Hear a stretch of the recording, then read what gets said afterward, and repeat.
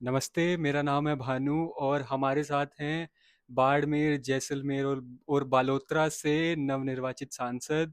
और अभी काफ़ी चर्चा में रहे ये, बहुत ज़्यादा प्रसिद्धि मिली क्योंकि बहुत बड़े बड़े दो नामों को इन्होंने हराया। और इनकी जो ग्राउंड पे जो क्षेत्र पे जो मजबूती थी उसकी बहुत प्रसिद्धि हुई और बहुत ऐसे लोगों के बीच में वाहवाही बटोरी। कैसा रहा सर ये सफ़र यहाँ दिल्ली तक? धन्यवाद भानु जी, बहुत अच्छा रहा। बाड़मेर जैसलमेर के लोगों का आशीर्वाद था कि उन्होंने मुझे दिल्ली पहुंचाया। तो क्या विजन देखते हैं आप उस थार के उस बंजर रेगिस्तान से, जहाँ से इतने जसवंत सिंह जैसे बड़े बड़े नेता निकले? देखिए, सबसे पहले तो मैं बंजर नहीं कह सकते, जी, वो सही बात है। ज़मीन बहुत ही उपजाऊ ज़मीन है, बट अकाल का साया जरूर रहा है, अभावग्रस्त क्षेत्र रहा है।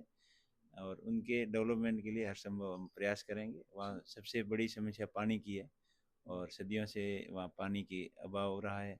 अकाल साया रहा है, खूब गर्मियों में खूब गर्मी पड़ती है, सर्दियों के अंदर कड़ाके की ठंड भी पड़ती है। और प्राकृतिक रूप से हमेशा उन बाड़मेर जैसलमेर क्षेत्र के ऊपर बहुत ही विपदाएं रही है, लेकिन अब धीरे धीरे क्लाइमेट चेंज भी हो रहा है। प्रकृति का जो प्रकोप था वो अभी वरदान साबित हो रहा है। वहाँ पे क्रूड ऑयल निकल रहा है, गैस निकल रही है, कोयले की खदानें हैं, विंड एंड सोलर की अपार संभावना है, इंडस्ट्रियल नए उद्योगों की अपार संभावना है, वहाँ रिफाइनरी भी लग रही है। तो आने वाला समय थार के डेवलपमेंट का समय है। और हमारा प्रयास रहेगा कि हर क्षेत्र में जो इतने सालों से सदियों से जो पिछड़ा रहा है वो अग्रणी राज्यों के अंदर कैसे आए। राजस्थान और विशेषकर बाड़मेर जैसलमेर का डेवलपमेंट ज़्यादा से ज़्यादा कैसे हो, इसके लिए हम हर संभव प्रयास करेंगे। तो कैसे इस्तेमाल करेंगे ये अपनी आवाज़ आप संसद में राजस्थान को बुलंद करने देखिए, मेन हमारा फोकस है पानी के ऊपर। पानी की समस्या का अगर समाधान हो जाता है तो सबसे अच्छी उपजाऊ ज़मीन भी है, मेहनती किसान है, मेहनत करने वालों में कोई कमी नहीं है। जैसे मारवाड़ का व्यक्ति, अपने थार का व्यक्ति हर देश के हर कोने में है, इवन फॉरेन में भी अपने बिजनेस के अंदर पाँव जमा रखे हैं। तो ये टैलेंट है लोगों के अंदर और उनको सिर्फ और सिर्फ मौका मिलना चाहिए तो उन डेवलपमेंट के लिए। तो हमारा प्रयास रहेगा कि पानी उस क्षेत्र के अंदर आए, जल्दी आए। और नर्मदा और इंदिरा गांधी कैनाल का जो आपस में कनेक्टिविटी की बात है, उसकी कैपेसिटी बढ़ाने की बात है।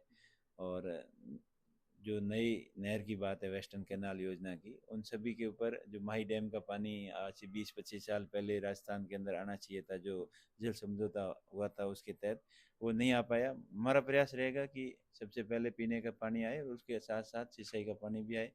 और लाइट की व्यवस्था अच्छी हो, मूलभूत सुविधाएं पूर्ण हो।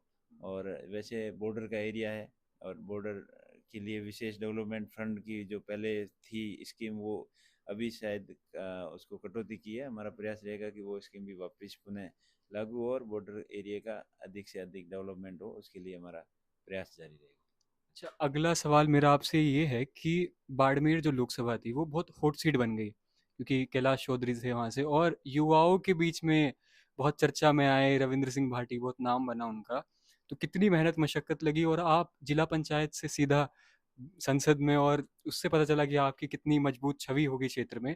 तो इस पे क्या आपका टेक है?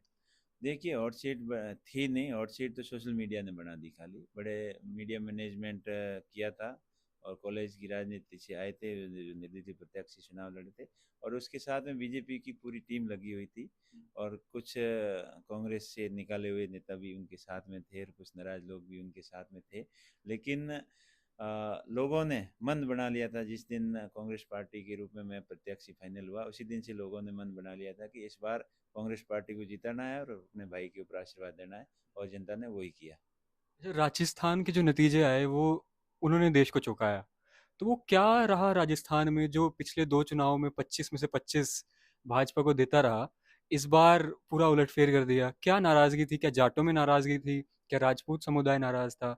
क्या था, क्या नाराजगी थी? देखिए, बीजेपी के 10 साल पीछे जो वादे किए थे वो उन वादों के ऊपर खरी नहीं उतरी बीजेपी पार्टी, इसलिए लोगों के अंदर नाराजगी थी।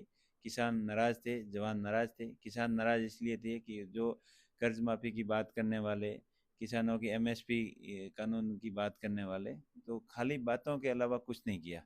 दूसरा, जेजेएम स्कीम के तहत और लाइट के घर घर लाइट देने की स्कीम जो लेके आए थे, उसके तहत धरातल पे काम बहुत कम हुआ। और जेजेएम के अंदर तो बहुत बड़े, जल जीवन मिशन में तो बहुत बड़े बड़े घोटाले हुए। इस इस वजह से बीजेपी की कार्यशैली से लोग नाराज थे। और ये संविधान बदलने की भी बात कर रहे थे। और खाली इनकी बातें, इतनी थोथी और खोखली बातें इतनी हो गई थी कि लोगों का मन उठ गया। और यही वजह थी कि इतना जनता ने कांग्रेस पार्टी को आशीर्वाद दिया। कुछ थोड़ा और मैनेजमेंट तगड़ा होता तो और ज़्यादा सीटें आ जाती। तो आपके जो ये आपके क्षेत्र के शिव के जो विधायक हैं, उस पे सांसद जी का क्या टेक है? अब तो वो आप उनके सांसद जी हो गए हैं, तो कैसे आप डील करेंगे उनसे और कैसा रहेगा? क्या वो चुनौती रहेंगे आगे? और राजस्थान में क्या वो एक उभरता हुआ चेहरा है? कोई रविंद्र चुनौती सिंह नहीं है, बिल्ला। वो तो खाली मैंने बोला ना, सोशल मीडिया का हवा था और हवा, गुब्बारे से हवा निकल गई, अब कुछ नहीं है। कॉलेज की राजनीति अलग होती है और एक्चुअल में फील्ड के अंदर, लोगों के अंदर जाना, वो अलग बात है। वो तो खाली सोशल मीडिया के माध्यम से उसको हवा दे दी पूरे देश के सोशल मीडिया ने और अ, बड़े मीडिया प्लेटफार्म ने। वो एक मैनेजमेंट के तहत चुनाव था, तो और हकीकत कुछ अलग थी, हकीकत सामने आ गई। और विधायक बने थे तब परिस्थितियां अलग थी, वहाँ पंचकोणीय मुकाबला था। और इस वजह से कुछ जाति युक्त फैक्टर इस हिसाब से समीकरण बैठे कि लकीली वो जीत गए थे। बाकी ऐसा कुछ नहीं है और आगे भी उनकी कोई चुनौती नहीं है।